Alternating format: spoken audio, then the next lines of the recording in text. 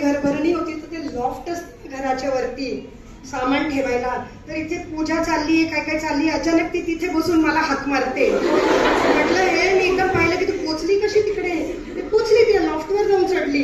आणि लोक म्हणायचे मुली तर शांत असतात, मुलेच असे. म्हटलं नाही, मुली पण खूप डेंजर असतात. जेव्हा मी असे बघितले तर असे पण मुली असतात. सो असं काही नाहीये, मुली पण तेवढा डेंजर असतात, मुलं पण तेवढं शांत असतात, असं सगळं हे चालायचं. पण शाळेत जेव्हा मी शिकवत होती त्यावेळेला मी शिकत पण होते. मग ते मुलांना वाटायचं आमच्या ह्या मॅडम आहे, आम्हाला तर हे हिस्ट्री जॉग्राफी काहीतरी शिकवतात, मग तुम्ही काय शिकता मॅडम, ते सारखं मला विचारायचे. मग मी म्हणायची सायकोलॉजी. मग ते म्हणे काय असतं त्याच्यामध्ये, मानसशास्त्रात काय असतं, तर मग तेव्हा एकदम सोपं होतं, मनाचा अभ्यास. मग मनाचा अभ्यास. मग ते म्हणायचे मग तुम्हाला म्हणजे आमच्या मनातलं सगळं कळतं का, म्हटलं हो. तुमच्या टीचरांना पण असं, तुम्ही काय काय करता, कुठे कुठे करत होते, काय काय, ते लगेच दुसऱ्या दिवशी त्यांना समजतं.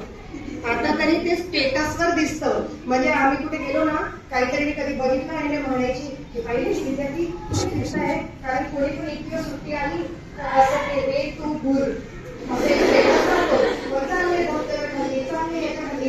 मग मी म्हणायची वर्गात तर येत नाही, पहिलं वगैरे दिसतं असं तसं. मग माझा मुलगा म्हणायचं म्हणून मी कधीच कुठे टाकत नसतो, कारण तुझ्याच सगळे आमच्याकडे तिथं पण शाळा असतात आणि त्याचं बरंच हा स्टेटस. आणि मग एक दिवशी वर्गात ते काढता बरोबर की त्या दिवशी तो असं करत होता म्हणून मी काहीच टाकत नाही, काही टाकत नाही. तर आमच्या काळात कसं स्टेटस काही नव्हतं, तरी सुद्धा आमच्या गाडी लोकांना सगळं कळायचं आम्ही काय करतोय ते. तसंच जेव्हा माझी मुलं शाळेत जायला लागली, मी माझ्या मुलाला म्हणायची तू बसमध्ये शाळेमध्ये काय काय खोड्या करतो ना, मला सगळं दिसतं, तिथे कॅमेरा आहे. मग तू म्हणायचं तिथे जरी कॅमेरा आहे त्याला तुला कसं दिसतं, तुला कुठे दिसतं, नाही तर तुम्हाला म्हणायचे आमच्या शाळेचे सगळे कॅमेरे बंद आहेत, तुला कसं दिसेल. पण ते काय काय करतात मुलं आम्हाला सगळं माहित असतं.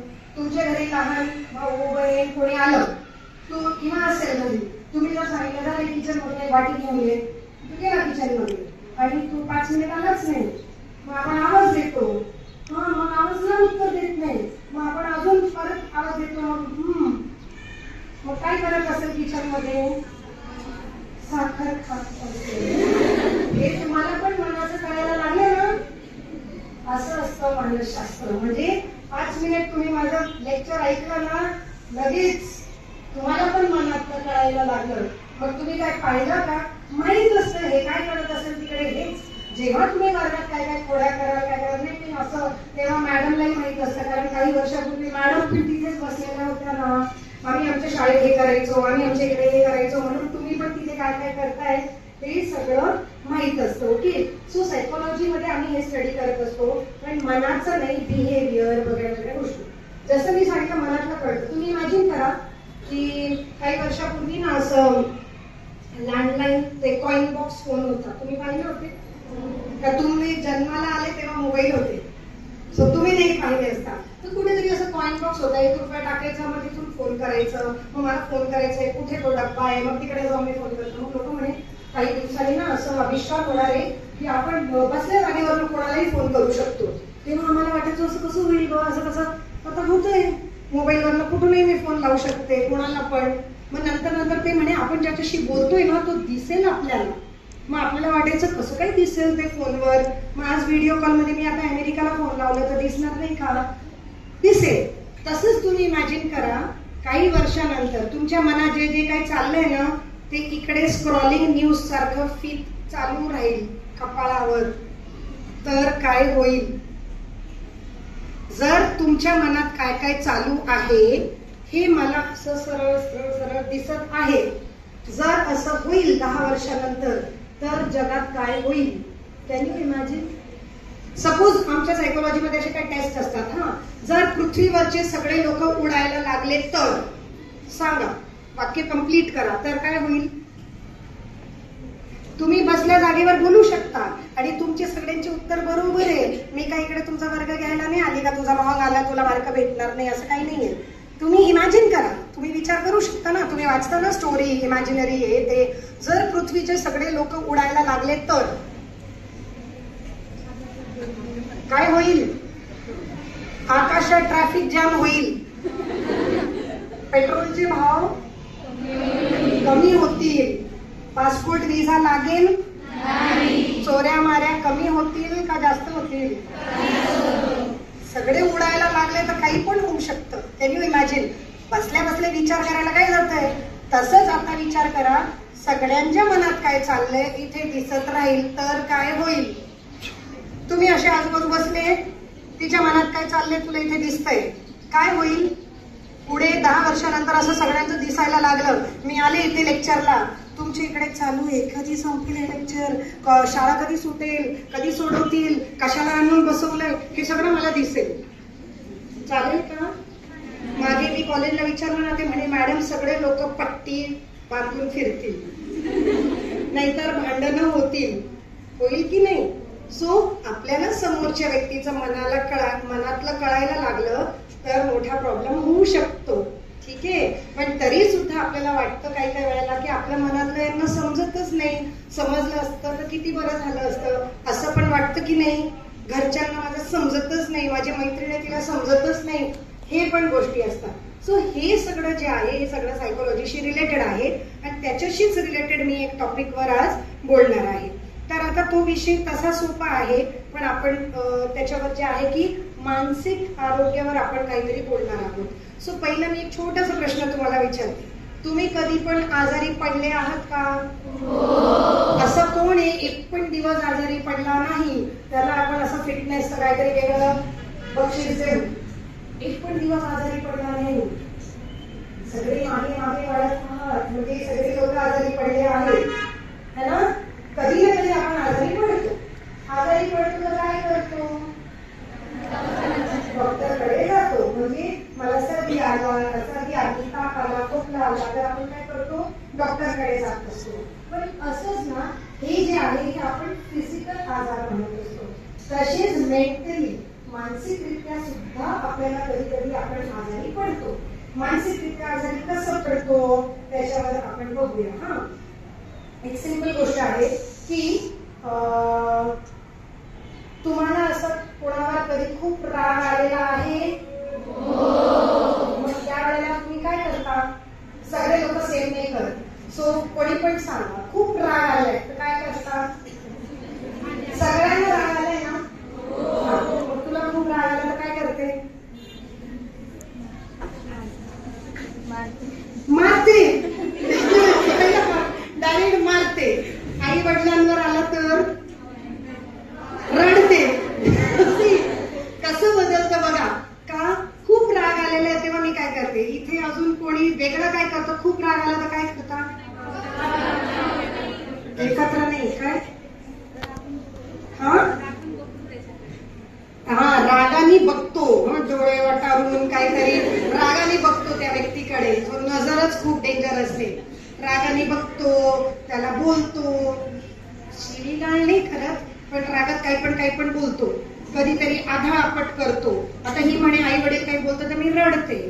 प्रत्येक वेळेला रडत नाही, आपटतो, दारच बंद करतो, हेच बंद करतो. खूप राग आलेला असतो. पण काही लोक ना, खूप राग आलाय, वर्गात तुम्ही काहीतरी बोलताय आणि शिक्षकांनी तुम्हाला ओरडलं आणि मॅडमचा मूड डेंजर राहिला तर काही बोलता कधीतरी. म्हणजे मी एवढंच केलं तर एवढं ऐकवायची गरज होती का मला? पण मग आपण म्हणतो घरूनच भांडून आले असतील वाटतं. पहिल्याच लेक्चरला तुम्ही काही बोलायला गेले पण मॅडमने डायरेक्ट भाषण दिलं तुम्हाला त्या लेक्चर. तुम्हाला वाटतं काय मी केलं नुसतं तिच्याकडे पाहिलं घरून भांडून आले असतील आज मॅडम याच्या. असंही वाटतं तुम्हाला. सो मग या मॅडमांवर आता तुम्हाला खूप राग आलेला आहे, मग तुम्ही काय करता? कंट्रोल म्हणजे काही नाही करू शकत बाबा, ते मॅडम आहे शाळेच्या, त्यांना काय बोलायचं? तुम्हाला एवढं नाही. आमच्या कॉलेजमध्ये एकदम भारी आयडिया असते, हे तुझे इंटरनल मार्क्स माझ्या हातात आहे.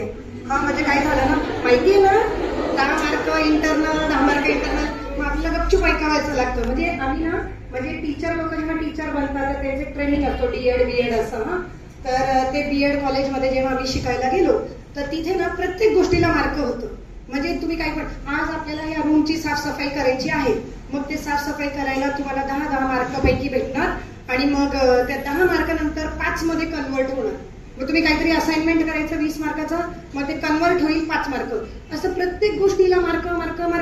मग कोणीतरी असं एक कार्टून बनवलं होतं आमच्याकडे की ते असे चालत चालत 2 मुलं कॉलेजला येत आहेत आणि ते कॉलेजच्या गेटमधून घुसले का एक मुलाला शिंक येते, तो शिंकतो. मग दुसरं त्याला एक टपली मारतो आणि त्याला म्हणतो, ए नीट शिंक रे, त्याला 5 मार्क आहे. म्हणजे इतकी त्या मार्कांची भीती त्या बीएड कॉलेजला की प्रत्येक गोष्टी, म्हणजे तुमचा विश्वास बसणार नाही की मला आता आठवत नाही 1200 का 1600 पैकी आम्हाला मार्क पडायचे. जे फायनलची एक्झाम लिहितो ना आपण वार्षिक लेखी परीक्षा, ती फक्त 400 मार्कांची होती आणि उरलेले 1200 मार्क ते हे नीट शिंकरे, नीट लावरे, हे करणे, सगळ्यांना मार्क होते. तर अशी स्थिती राहते. तर त्या टीचरांवर तर काय राग व्यक्त करू शकत नाही. त्यावेळेला काय करतो, कंट्रोल.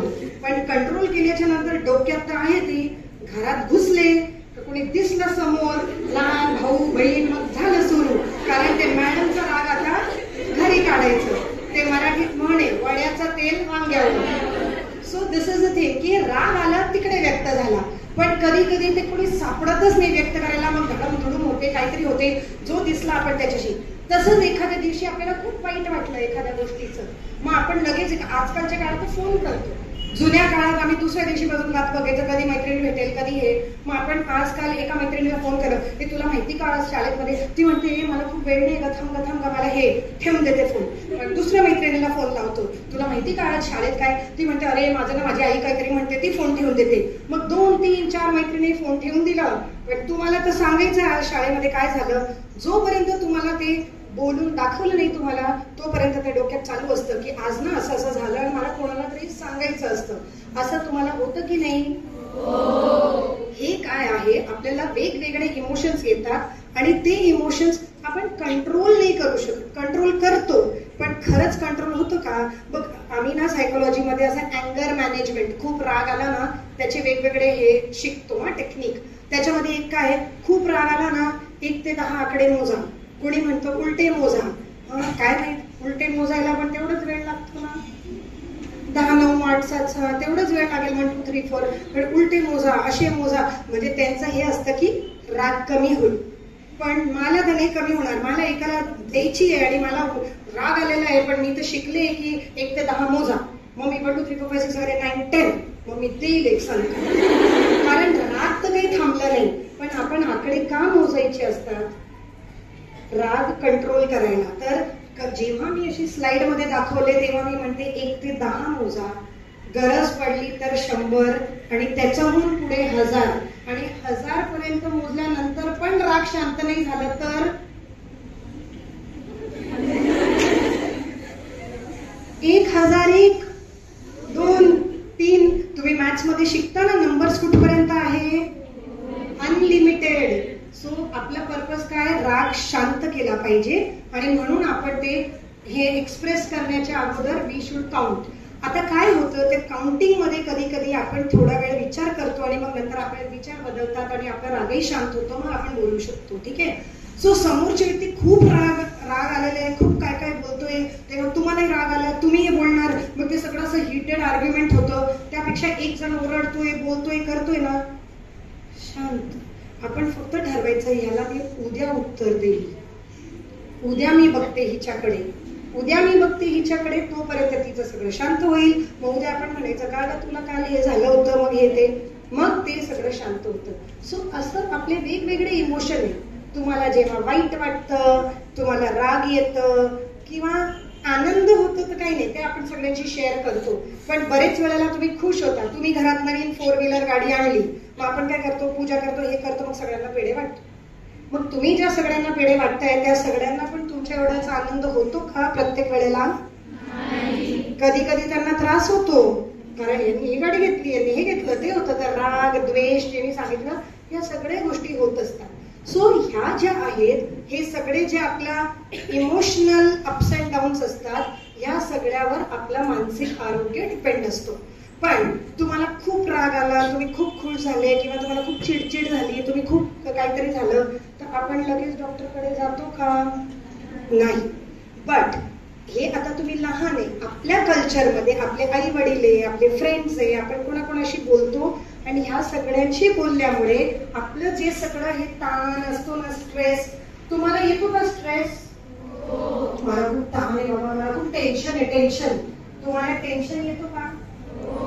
सी आपण आता आम्ही मोठे हा, तर तुमचे आई वडील शिक्षकांना तुम्हाला काय टेन्शन आहे? तुम्हाला थोडी काही घरी करायचं असतं. आता मला कॉलेजला लेक्चरला यायचंय तर मला सकाळचं आवरून स्वयंपाकाचं याचं त्याचं डबे बनवून हे करून मला वेळेवर पोचावं लागतं. असं तर तुम्हाला काय? म्हणजे मी जेव्हा शाळेत शिकवत होती ना तेव्हा मी कॉलेजला शिकत पण होती. तर मी गेले ना कॉलेजला तर सगळ्या लेडीज मला म्हणायच्या तुला काय बाई, तुला आयतं ताट हातात येतं, तुला आयतं ताट हातात येतं, तू कॉलेजमध्ये तुझ्या आई वडील तुला देत असेल. यांचे देत नव्हते. हे जेव्हा कॉलेजमध्ये होते यांना आयतं ताट भेटलं नव्हतं का? त्यांच्या वेळेत त्यांना भेटलं.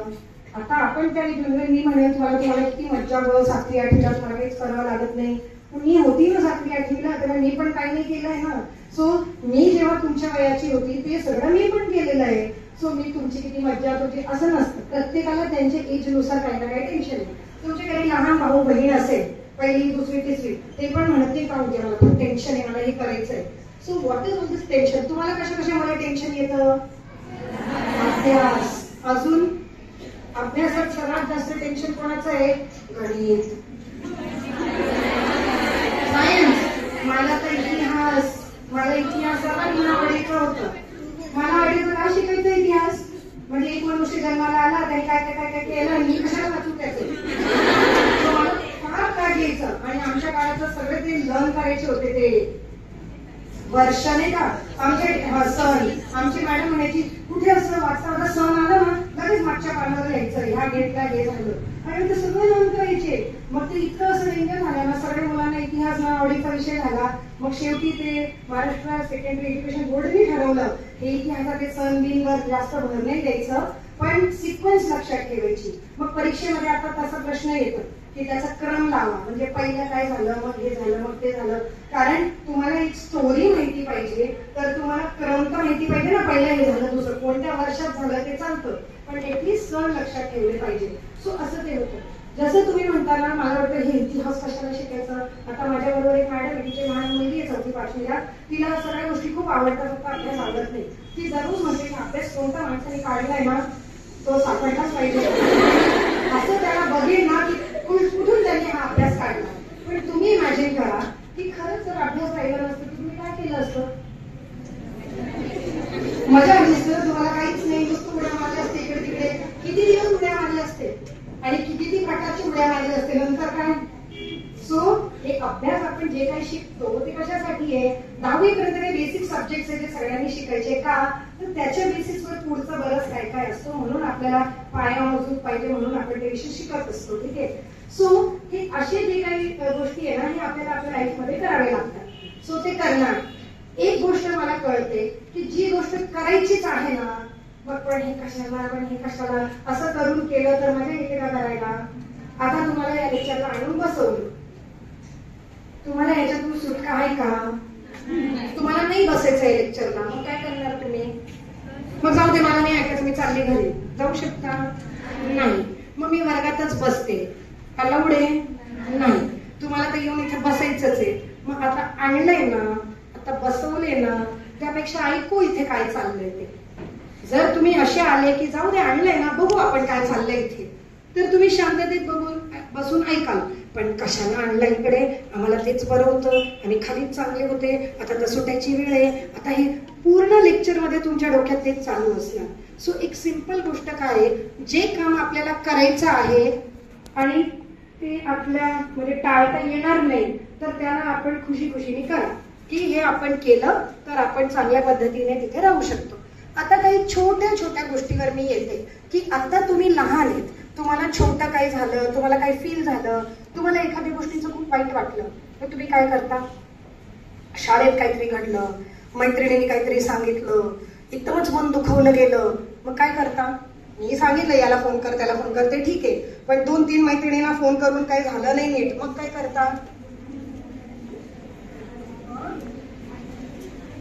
आईला सांगतो, येस आईला शेअर करतो, बहीण असते, मैत्रीण असते, मग तिला सांगतो, मग आई ऐकते, ओमचाच उच्चार करतो पण ओ म तिन्ही बोलायचं.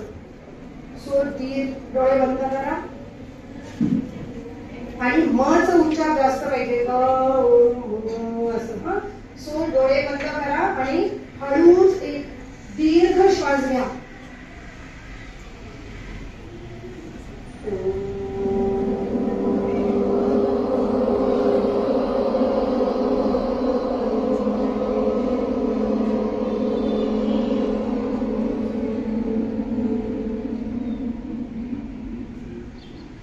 दीर्घ श्वास.